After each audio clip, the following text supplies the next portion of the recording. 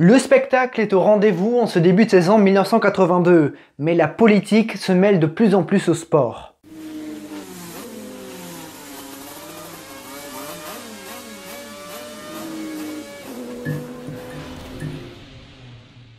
« 1982 est la saison la plus folle de l'histoire de la Formule 1, celle avec le plus de vainqueurs différents, une période tendue avec le conflit FISA-FOCA. Mais pas seulement, beaucoup de surprises, des batailles spectaculaires, des drames et un champion inattendu. C'est le 4e épisode de cette série et j'invite ceux qui n'ont pas vu les précédents à les visionner afin de bien comprendre le contexte.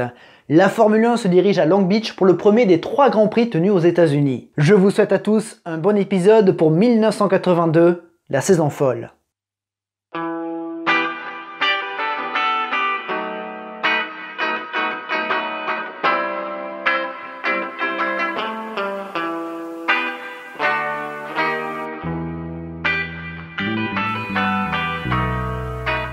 Balestre réaffirme son autorité avec un discours anti-FOCA. Il veut reprendre le pouvoir sportif et interdire définitivement l'effet de sol sur les voitures. De plus, il prend parti pour certaines équipes.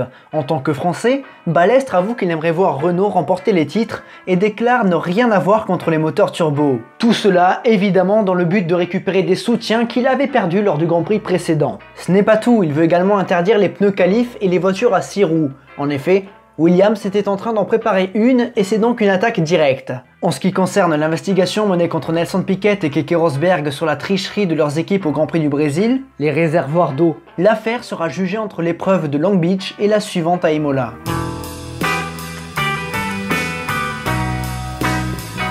Le tracé américain a été sérieusement modifié depuis la dernière édition de 1981. L'épingle du bout de ligne droite a été redessinée, tout comme le reste du tracé qui est devenu plus artificiel, avec de nouvelles chicanes.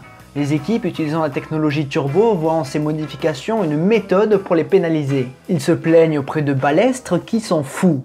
Néanmoins, le cadre magnifique de cette épreuve reste l'un de ses points forts.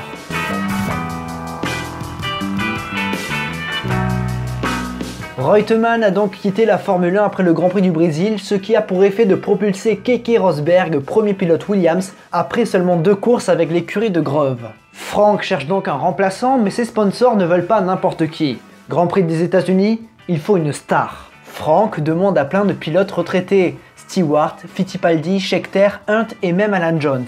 Tous refusent, mais ce sera malgré tout une star qui sera présente dans la Williams numéro 5 car Mario Andretti accepte de faire une pige pour son Grand Prix à domicile.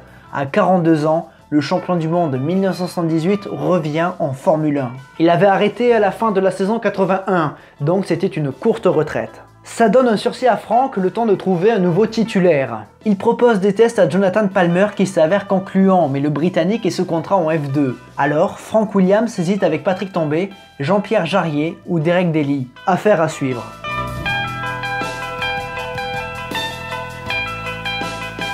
En signe de protestation contre les tricheries survenues lors du Grand Prix précédent, les Ferrari 126C2 arrivent le samedi matin avec un aileron arrière très spécial.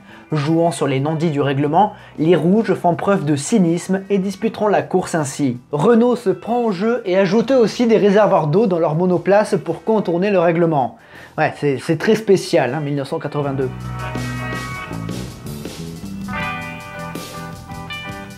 Le pilote non préqualifié du week-end, c'est Derek Warwick avec sa Toleman. Le reste des éliminés à l'issue de la séance de qualification sont l'autre Toleman, la Osella de Riccardo Paletti, Chico Serra et sa Fittipaldi, ainsi que Mauro Baldi avec son Arose. Parmi les surprises, on retrouve Jean-Pierre Jarier qualifié 10e avec sa modeste Osella. C'est un bon appel du pied droit à Frank Williams. Mais la grosse surprise, c'est le poleman du week-end, Andrea De Cesaris, qui place Alfa Romeo au sommet de la feuille des temps. À ce jour, c'est la dernière pole d'Alfa Romeo. L'Italien, dont la réputation a été sévèrement endommagée en 1981 par beaucoup d'accidents, prouve qu'il ne doit pas sa place en Formule 1 uniquement à ses sponsors. Sa vitesse de pointe est également une arme. Il devance Niki Lauda en remplaçant chez McLaren, qui était longtemps en pole position. Bruno Giacomelli, 5e, confirme la bonne forme des Alfa Romeo.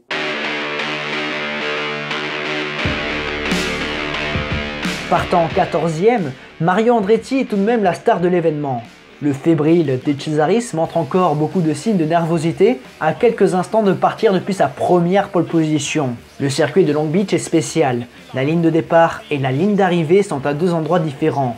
Lors de ce demi-tour de chauffe, De Angelis se trompe d'emplacement et s'intercale entre Mansell et Laffite, forçant son équipier Mansell à faire marche arrière au moment où le départ est donné. De Cesaris ne flanche pas et conserve la tête au premier virage.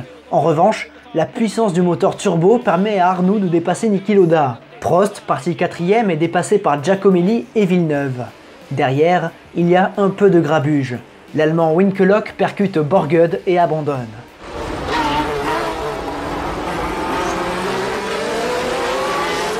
Sur le sinueux circuit urbain de Long Beach, Andrea De Cesaris creuse l'écart tandis qu'Arnoux fait le bouchon sur Lauda et Giacomelli.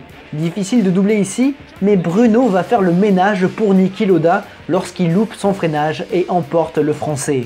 Durant ce même tour, Didier Pironi est victime d'un accident et abandonne également. Difficile entame de saison pour les deux Français. Et le sort des tricolores ne fait que s'empirer. Le leader du championnat, Alain Prost, touche un mur et doit abandonner. En 10 tours, Niki Lauda comble son écart sur De Cesaris et les deux hommes reviennent sur la marche de Raoul Beusel. L'expérience de Niki Lauda est flagrante et l'Autrichien sort mieux de la chicane et prend la tête de la course. Dans la ligne droite, c'est le V8 Ford Cosworth qui s'impose sur le V12 Alfa Romeo.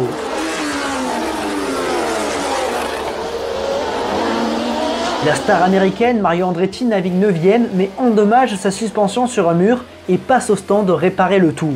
La bataille pour la 4ème place est intense entre Gilles Villeneuve et Keke Rosberg, tous deux animateurs du Grand Prix du Brésil. Le Finlandais prend l'avantage, mais les deux hommes échangeront leur place plusieurs fois durant la course. La puissance du moteur V6 Turbo Ferrari est supérieure au Ford Cosworth de la Williams, en voici la preuve. Mais la Williams est plus agile et plus efficace sur les relances et Keke ne s'avoue pas vaincu. Villeneuve est un battant et n'est pas connu pour ménager sa voiture et ses efforts. Mais parfois, il faut savoir lever le pied, littéralement. Le Canadien fait une erreur mais repart immédiatement sans perdre de place. Du Villeneuve tout craché. Les erreurs et les problèmes mécaniques sont de mise, si bien qu'au 33e tour, il ne reste que la moitié des voitures encore en course.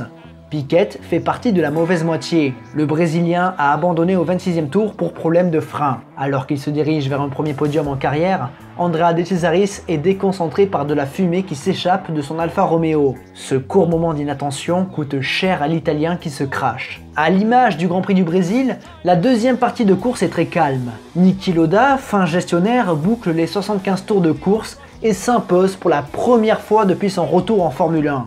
Un succès d'autant plus savoureux pour McLaren et Ron Dennis, tant la voiture est en retrait en termes de performance. Mais ce week-end, l'Autrichien a su extraire le maximum de sa machine. Keke Rosberg termine deuxième une nouvelle fois, tandis que Gilles Villeneuve s'offre son premier podium de la saison, ainsi que ses premiers points.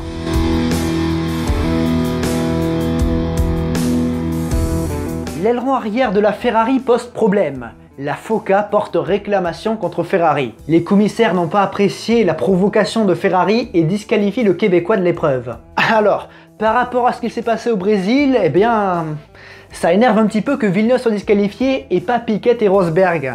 Maintenant, les commissaires techniques du Grand Prix des États-Unis Ouest n'ont rien à se reprocher. D'ailleurs, ils respectent le règlement, donc c'est très bien. Ceux qui sont corrompus, c'est les commissaires techniques du Grand Prix du Brésil. Mais croyez pas que Ferrari accepte sans broncher. Marco Piccinini, le directeur sportif, est remonté contre Williams et Brabham. Ça va barder. Depuis Modène, le Commendatore est beaucoup moins diplomate, menaçant de quitter le championnat si Gilles est déclassé. N'oublions pas que Villeneuve est le chouchou d'Enzo Ferrari. Les classements des championnats après la disqualification de Villeneuve sont les suivants. Rosberg prend la tête du championnat par sa régularité depuis le début de saison avec un point d'avance sur Prost. Troisième à un point du français, c'est Niki Lauda. Côté constructeur, Williams jubile car ils ont pris la tête à Renault, désormais deuxième à égalité avec McLaren.